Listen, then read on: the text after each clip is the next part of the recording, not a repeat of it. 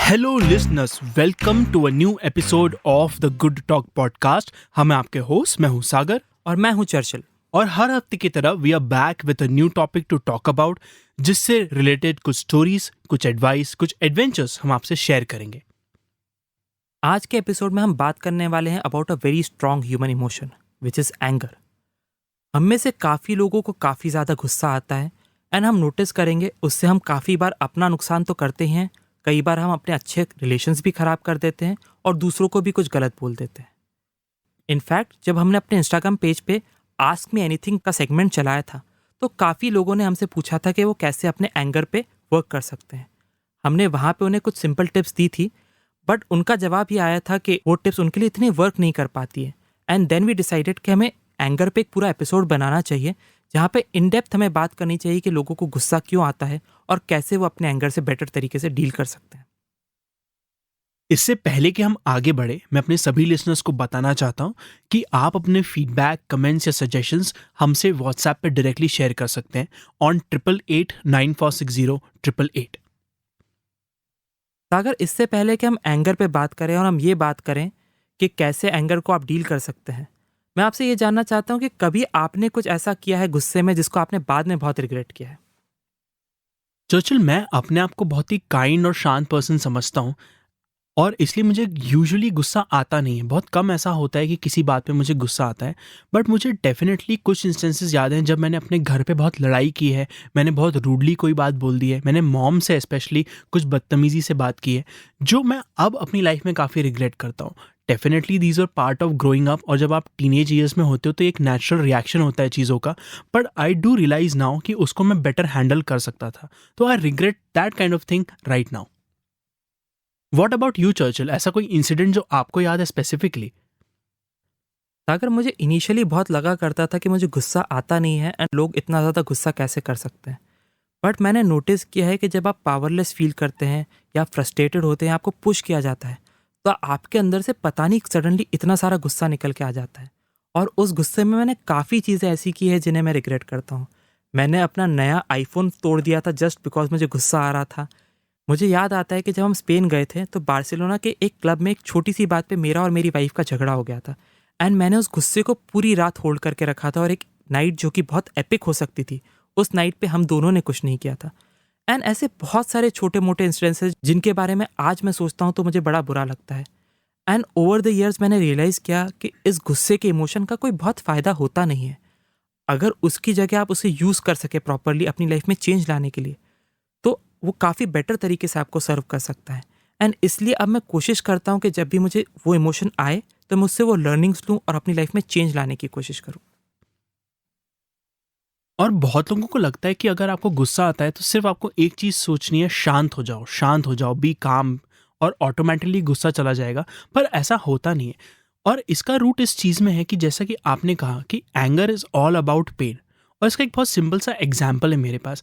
आपके साथ भी ये हुआ होगा कि आप घर में कहीं घूम रहे होंगे और अचानक आपका जो पाँव है वो बिस्तर पे या किसी और चीज़ पर टकरा जाता है, और जब वो चीज़ हमारे साथ होती है तो हमें दर्द बहुत ज़्यादा होता है, और नो मैटर हम कितने भी अच्छे हों, एक गाली तो हमारे अंदर से डेफिनेटली निकल के आती है। और इसका रीज़न ये है कि जब भी इस तरह का फिजिकल पेन हमें होता है तो इमीडिएट बॉडी का एक रिएक्शन आता है। ये सेम रिएक्शन हमारे साथ होता है जब हमें कोई इमोशनल पेन होता है। तो अगर हमारे माइंड में, हमारे सोल में कोई पेन है, या कोई ऐसी चीज़ें जो हमें पसंद नहीं आ रही है, जो हमारे वैल्यूज़ के खिलाफ जाती है, तो ऑटोमेटिकली हमारे अंदर से एक रिएक्शन आता है, और वो रिएक्शन ही एंगर होता है। सागर, मुझे ये भी लगता है कि anger in itself is not a bad emotion. हम लोग काफ़ी बार कैरेक्टराइज कर देते हैं कि गुस्सा बहुत ही बुरी चीज़ है, बट बाकी सारे इमोशंस जिनको हम नेगेटिव मानते हैं, एंगर का काम भी कम्युनिकेट करना है। जब भी आप थ्रेटन्ड फील करते हैं, फ्रस्ट्रेटेड होते हैं, आप इनवैलिडेटेड फील करते हैं, तो आपको कहीं ना कहीं पेन होता है, और वो पेन एंगर में कन्वर्ट होता है। और उस एंगर का काम आपको ये बताना होता है कि अब क्योंकि आपको पेन हो रहा है, आपको या तो कुछ चेंज करने की ज़रूरत है या आपको एक्ट करने की ज़रूरत है। बट हम सभी एक सबकॉन्शियस गलती करते हैं। हम ओवर टाइम एंगर को एज अ मास्क यूज़ करने की कोशिश कर देते हैं अपनी फ्रस्ट्रेशन को या पावरलेसनेस को या इनवैलिडेशन की फीलिंग को दबाने के लिए। हम एंगर से कंट्रोल और पावर की फीलिंग्स लाने की कोशिश करते हैं। और इस एंगर को एज अ मास्क यूज़ करने की सबसे बड़ी प्रॉब्लम ये है कि जब आप एंगर को एज अ मास्क यूज़ करने की कोशिश करते हैं तो आपको मोमेंटरी रिलीफ तो मिल जाता है उस पेन से। आपको कुछ समय के लिए तो ऐसा लग सकता है कि हाँ, चलो तकलीफ थोड़ी सी कम हो रही है, बट एंगर सिर्फ मास्किंग का काम करता है, वो पेन को क्योर नहीं कर सकता। और जब आप एंगर को एज अ मास्क यूज़ करते हैं तो आप नोटिस करेंगे कि एग्जिस्टिंग प्रॉब्लम्स तो क्योर नहीं हुई हैं, आप नई प्रॉब्लम ज़्यादा क्रिएट कर लेते हैं। आप अपना नुकसान करते हैं, आप दूसरों को हर्टफुल चीज़ें बोलते हैं, आपके रिलेशनशिप्स खराब होते हैं और बहुत सारी बुरी चीज़ें होती हैं। सो बड़ा ज़रूरी है एंगर पे बात करना, ये देखना कि हमें गुस्सा क्यों आता है और कैसे हम उसे पॉजिटिवली यूज़ कर सकते हैं अपनी लाइफ को बेटर बनाने में।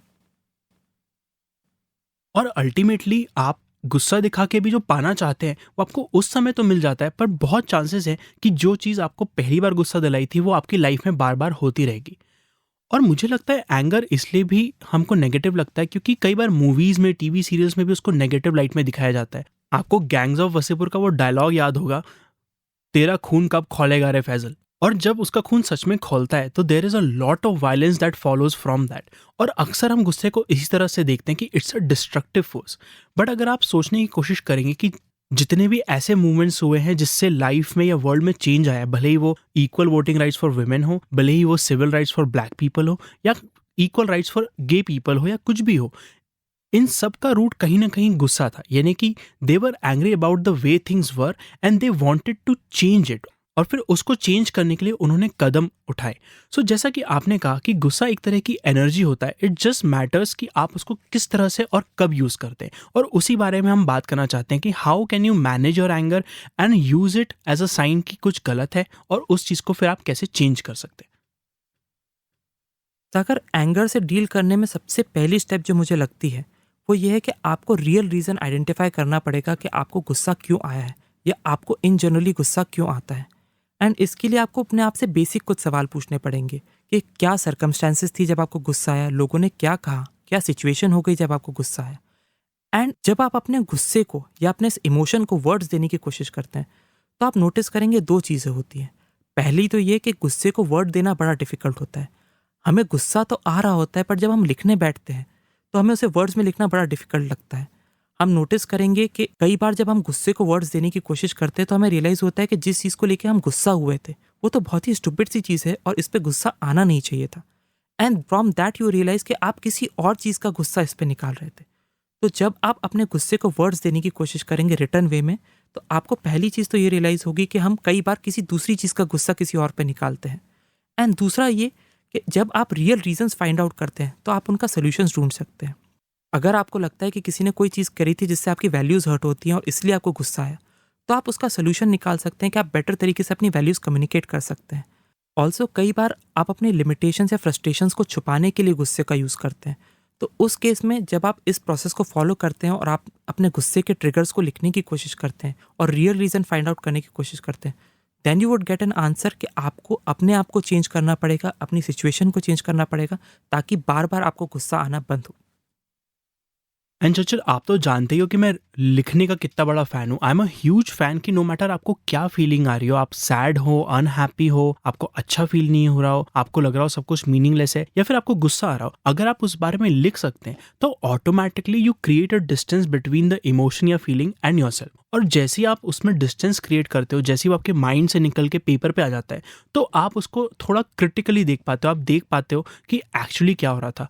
कई बार मैंने ये भी देखा है कि एंगर चेंजेस टू अनहैप्पीनेस। हम जब किसी चीज़ से अनहैप्पी होते हैं तब हमें गुस्सा आता है। एंड एंगर बहुत ज़्यादा एनर्जी से भरी होती है, लेकिन अनहैप्पीनेस बहुत लो एनर्जी से भरी होती है, और अनहैप्पीनेस को सॉल्व करना ज़्यादा आसान होता है। तो इफ़ यू आर नोटिसिंग कि आपको बहुत बार गुस्सा आता है, ये देखने की कोशिश कीजिए कि क्या कुछ ऐसा हुआ था जिससे आप अनहैप्पी हो रहे थे। अनहैप्पीनेस ही गुस्से में कन्वर्ट होती है, और जैसे ही आपको ये चीज़ पता पड़ेगी आप उस अनहैप्पीनेस पे काम कर सकते हैं, which is much easier to work on. तो अगर लिखने का एक और फ़ायदा होता है, आप नोटिस करेंगे जब हम अपने थॉट्स में रीज़न निकालने की कोशिश करते हैं तो हम एक लूप में घूमते रहते हैं। तो 30 मिनट निकल जाएंगे, 40 मिनट निकल जाएंगे, पर हम एक ही थॉट को अलग अलग तरीके से बार बार सोच रहे होते हैं। जब आप उसे पेपर पे लिखते हैं तो आप एक थॉट पे स्टक नहीं रह सकते। आप एक ही कारण को एक ही बार लिख सकते हैं, पर आपको फिर आगे मूव करना पड़ेगा। सो लिखने से एक और चीज़ होती है और वो ये है कि आपको क्लैरिटी मिलती है। आप ज़्यादा स्पेसिफिकली पिन पॉइंट कर पाते हैं कि रियल रीज़न क्या है आपके गुस्सा होने का। And you would be surprise कि आपको क्या क्या रीज़न से गुस्सा आता है। कई बार आपको लगता है कि हमें ऑन द सर्फेस लेवल इस वजह से गुस्सा आया होगा, किसी ने कुछ छोटी सी चीज़ कर दी, किसी ने कुछ कह दिया। And when we write down या जब हम उसके बारे में बैठ के सोचते हैं तो हमें समझ में आता है कि अच्छा ये तो एक्चुअल रीज़न था ही नहीं, हमें एक्चुअली गुस्सा किसी और बात पर या किसी और चीज़ पर आ रहा था और वो इस फॉर्म में निकल के बाहर आया है। इस तरह की इनसाइट बहुत ज़रूरी होती है अपनी किसी भी नेगेटिव इमोशन को हटाने के लिए। अगर यही चीज़ सैडनेस के बारे में होती तो भी सेम चीज़ अप्लाई होती। If you can find out the real reason behind it by writing down या बाय मेडिटेशन, तो ऑटोमेटिकली आप उस पे काम कर पाएंगे और उसको और मैच्योर तरीके से हैंडल कर पाएंगे। अनदर इम्पॉर्टेंट थिंग जो कि एंगर मैनेजमेंट में होती है is learning the importance of letting go. आपको अपने गुस्से को लेट गो करना पड़ेगा। गुस्सा एक आग की तरह है जो आपको ही जला रहा है और आपको ही नुकसान दे रहा है, और इसलिए बड़ा ज़रूरी है कि आप अपने गुस्से को, अपने एंगर को लेट गो करें। जब कभी मुझे एंगर को लेट गो करने में बहुत तकलीफ होती है तो मैं एक सिंपल सा कोटेशन याद कर लेता हूँ, nothing is as important as you think when you are thinking about it. Which simply means कि जब भी आप किसी बारे में सोच रहे होते हैं तो आप उसको ज़रूरत से ज़्यादा इंपॉर्टेंस दे देते हैं। आपको लगता है कि वो डिटरमाइनिंग फैक्टर हो गया आपकी कंप्लीट लाइफ का, जबकि एक्चुअली ऐसा होता नहीं है। कोई भी चीज़ सोच में बहुत ज़्यादा बड़ी लगती है, आपको उसके इम्प्लीकेशंस बहुत ज़्यादा दिखते हैं।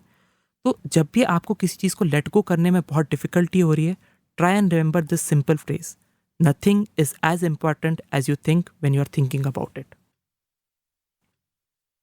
ये बहुत ही बड़ी बात है चर्चिल, क्योंकि it is not just about anger. आप लाइफ में किसी भी चीज़ में इसमें पैरेलल ड्रॉ कर सकते हैं। वो कार, वो घर या वो चीज़ जो आपको चाहिए, जिसके बारे में आप कॉन्स्टेंटली चिंता करते हैं, आप अगर उसके बारे में चिंता कम कर देंगे तो ऑटोमेटिकली उसकी इंपॉर्टेंस कम हो जाएगी। कभी भी ऐसा नहीं होता कि सोच सोच के किसी चीज़ को आप बेटर कर सकते हैं। And this applies to anger as well. अगर आपको बहुत गुस्सा आता है तो उस बारे में सोचकर आप सिर्फ और गुस्सा ही करेंगे, उसके अलावा कुछ होगा नहीं। And when you are doing this you are completely alone, क्योंकि आपके माइंड के अंदर सिर्फ आप देख सकते हैं और नो मैटर आप क्या सोच रहे हो, वो सिर्फ आप ही सोच रहे हो और वो सिर्फ आपको ही अफेक्ट कर रहा है। तो जब आपने ये बात कही कि गुस्सा ऐसी आग है जो सिर्फ आपको ही जलाता है, उसका रीज़न ये है कि it's only inside your mind and only you are being affected unless it comes out. एक चीज़ जो आप कर सकते हैं अपने गुस्से को कम करने के लिए इज़ टू फाइंड आउट कि आपके ट्रिगर पॉइंट्स क्या हैं। यूजुअली क्या चीज़ होती है जो आपको ट्रिगर करती है और आप उसके लिए कुछ तरीका बना लें कि आप उसको नेक्स्ट टाइम होने पर कैसे हैंडल करेंगे। जस्ट एन एग्जाम्पल, मेरी एक बहुत ही बड़ी पेट पीव है कि जब मैं किसी को हायर करता हूँ कोई काम करने के लिए या जब मैं किसी को कोई काम देता हूँ and they do not know much about their job, तो मुझे बड़ी तकलीफ होती है। बिकॉज आई फील कि ये तो तुम्हारा काम है, इसके बारे में तो तुम्हें पता होना चाहिए। एंड ऑटोमेटिकली मैं एक नेगेटिव लूप में चला जाता हूँ जहाँ मैं सोचता हूँ कि कोई किसी काम का नहीं है, किसी को ढंग से काम नहीं आता और मुझे ही ये काम करना पड़ेगा। इसको मैं रिप्लेस इस चीज़ से करता हूँ कि when I am working with someone I try to tell them कि किसी चीज़ को करने का बेहतर तरीका क्या है, या मैं क्या एक्सपेक्टेशन रखता हूँ, या मैं क्या चाहता हूँ वो किस तरह से उस चीज़ को डिलीवर करें। इनफैक्ट मैं कई बार ये भी करने की कोशिश करता हूँ कि मैं उनको बताऊँ कि you can take this tutorial to do this. और उससे ये होता है कि instead of anger there is communication, there is learning, उनको भी कुछ सीखने को मिलता है एंड एट द एंड मुझे वो चीज़ मिल पाती है जो मैं एक्चुअली चाह रहा होता हूँ। सो बेसिकली आप करने की कोशिश ये कर रहे हैं कि आप वापस कंट्रोल में आने की कोशिश कर रहे हैं। जब हम गुस्से में होते हैं तो हमारे सोचने समझने की क्षमता ख़त्म हो जाती है, एंड जब हमारे सोचने समझने की क्षमता ख़त्म हो जाती है तो बेसिकली हमारे जो सेंसेस हैं, हमारी जो इंद्रियां हैं, वो हमारे कंट्रोल में नहीं रहती हैं। एंड इसीलिए आप नोटिस करेंगे कि जब आप गुस्से में होते हैं तो आप चीज़ें फेंक देते हैं क्योंकि आपकी बॉडी मूवमेंट्स पे आपका कंट्रोल नहीं होता है।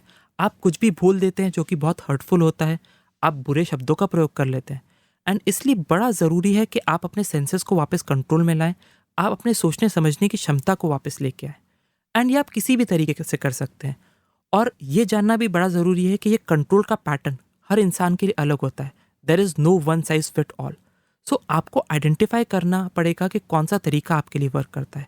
कुछ लोगों के लिए 100 से उल्टी गिनती गिनना 1 तक वर्क करता है। कुछ लोगों के लिए शांत बैठना वर्क करता है। कुछ लोगों के लिए मेडिटेशन वर्क करता है। कुछ लोगों के लिए लाउड म्यूज़िक वर्क करता है। तो आपको आइडेंटिफाई करना पड़ेगा कि कौन सा तरीका ऐसा है जिससे आपको कंट्रोल में वापस आने की फीलिंग आती है।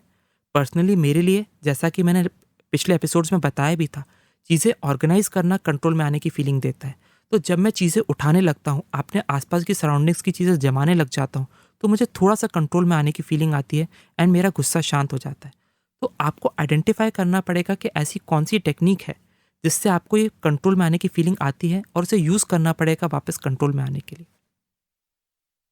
मेरे लिए पर्सनली म्यूज़िक बहुत काम करता है। अगर मुझे लगता है कि मेरे को अच्छा फ़ील नहीं हो रहा है, तो मैं ऑटोमैटिकली म्यूज़िक की तरफ जाता हूँ।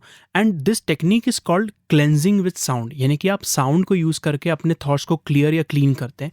एंड रॉक सॉन्ग्स या हिप हॉप सॉन्ग्स इसमें ऑटोमैटिकली हेल्प करते हैं, क्योंकि उनकी लाउडनेस, उसमें जो अग्रेशन रहता है, वो आपके अग्रेशन के पैरेलल होके आपको शांत कर देता है। तो अगर आप म्यूज़िक को यूज़ इस तरह से कर सकते हैं, तो दैट इज़ वेरी गुड। इसके अलावा एक और चीज़ जो बहुत लोग यूज़ करते हैं, वो होता है कोई हैप्पी चीज़ देखना, जैसे कि फ्रेंड्स टीवी सीरीज़, या फिर चार्ली चैपलिन की मूवीज़, या मिस्टर बीन की कुछ चीज़ें, या कोई भी ऐसी चीज़ जो आपको खुश करती है। पर्सनली मेरे लिए वो है रेसलिंग वीडियोस। मैं जब भी रेसलिंग वीडियोस देखता हूँ, मैं बहुत खुश रहता हूँ। डज नॉट मैटर मैं नया देख रहा हूँ या पुराना देख रहा हूँ। So you have to figure out कि आपके लिए वो चीज़ क्या है जो आपको हमेशा शांत करती है, या जो आपको हमेशा अपने गुस्से से या अपने जनरल इमोशन से थोड़ा डिटैच करने में मदद करती है। और जितना आप उसको यूज़ करेंगे, उतना आप अपने आप को कंट्रोल करने में, अपने गुस्से को कंट्रोल करने में बेटर होते जाएंगे।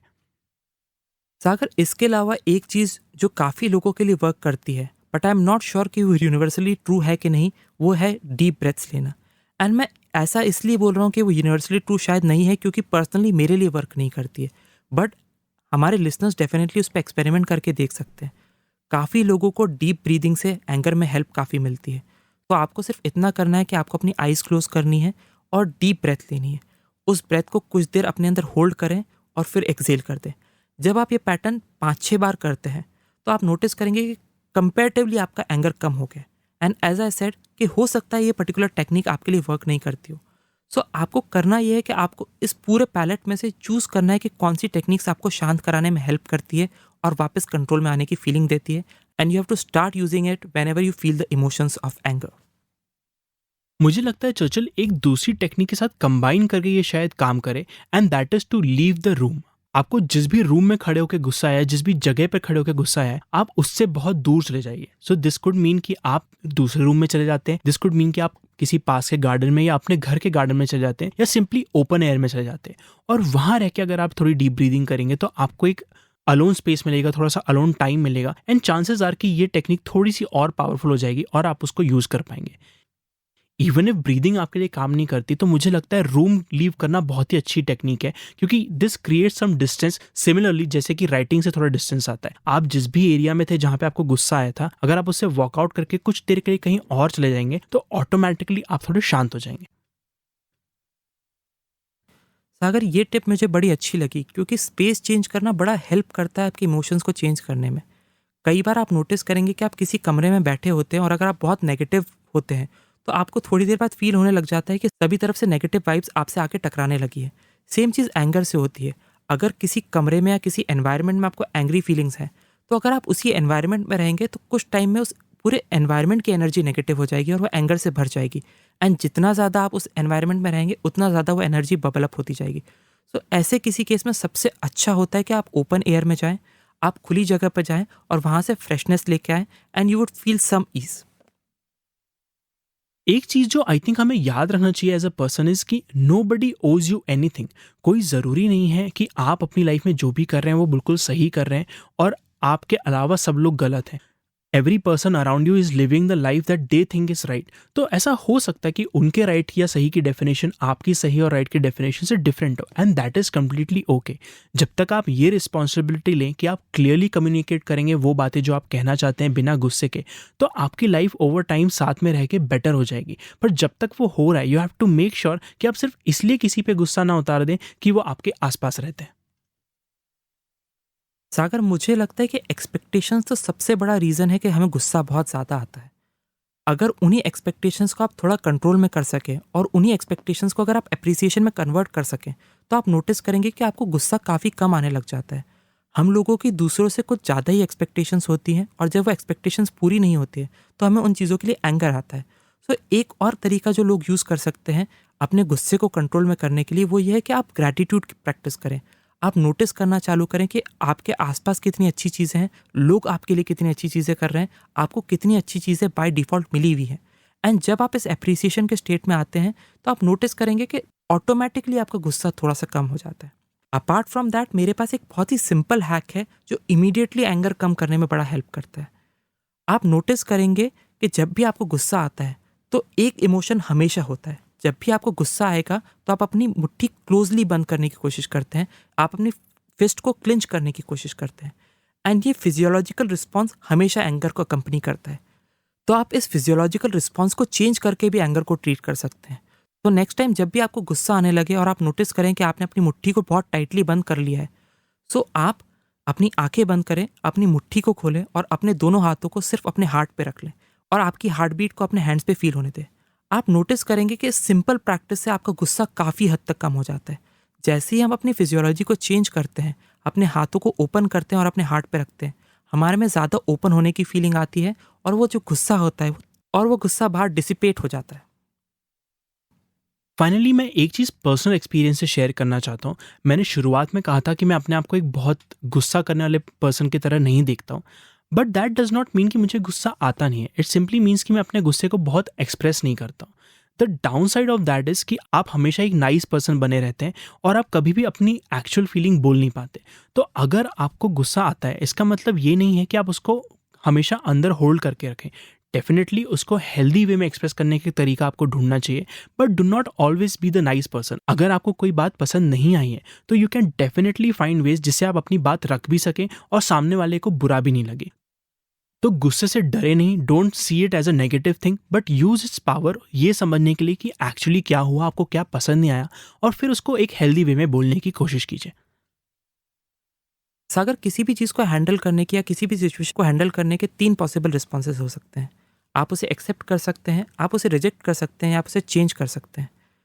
बट बैठे रहना और उसे चेंज नहीं करना, और बैठे रहना और उसको रिजेक्ट नहीं करना या उसे एक्सेप्ट भी नहीं करना इज़ अ रिस्पॉन्स जो आपको हमेशा एंगर की तरफ लीड करेगा। सो अगर आपको लगता है कि किसी सिचुएशन से आपको एंगर आता है, तो आप आइडियली बैठ के एक्सपेक्ट नहीं कर सकते कि वो अपने आप चेंज हो जाएगी। सो आपको नोटिस करना है कि आपके एंगर के रियल रीजंस क्या हैं और उन्हें चेंज करने की कोशिश करनी है। अगर कई बार ऐसे रीजंस हैं जिन्हें आप चेंज नहीं कर सकते, तो you have to make sure कि आप उनसे अपना पीस बनाएं और ये नोटिस करें क्योंकि वो चीज़ें चेंज नहीं हो सकती हैं, तो अब मुझे उन पर गुस्सा नहीं करना है। एंड दैट वेज आप अपने एंगर से बेटर तरीके से डील कर पाएंगे। With that, we come to an end of this episode of the Good Talk podcast. We would love it अगर आप ये podcast अपने friends और family से share करें।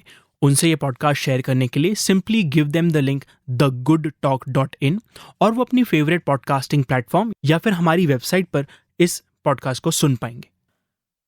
And we would also love अगर आप हमें रिव्यू कर सके एप्पल पॉडकास्ट पे। अगर आप एप्पल पॉडकास्ट पे नहीं हैं तो आप हमें अपने रिव्यूज़ इंस्टाग्राम पे या व्हाट्सएप पे भी शेयर कर सकते हैं। हमें व्हाट्सएप पे कांटेक्ट करने के लिए simply send us a message eight 8889460888। And with that, we come to an end of this episode of the Good Talk podcast. हमें आपके host, मैं हूँ सागर और मैं हूँ चर्चल। saying bye bye. Bye bye.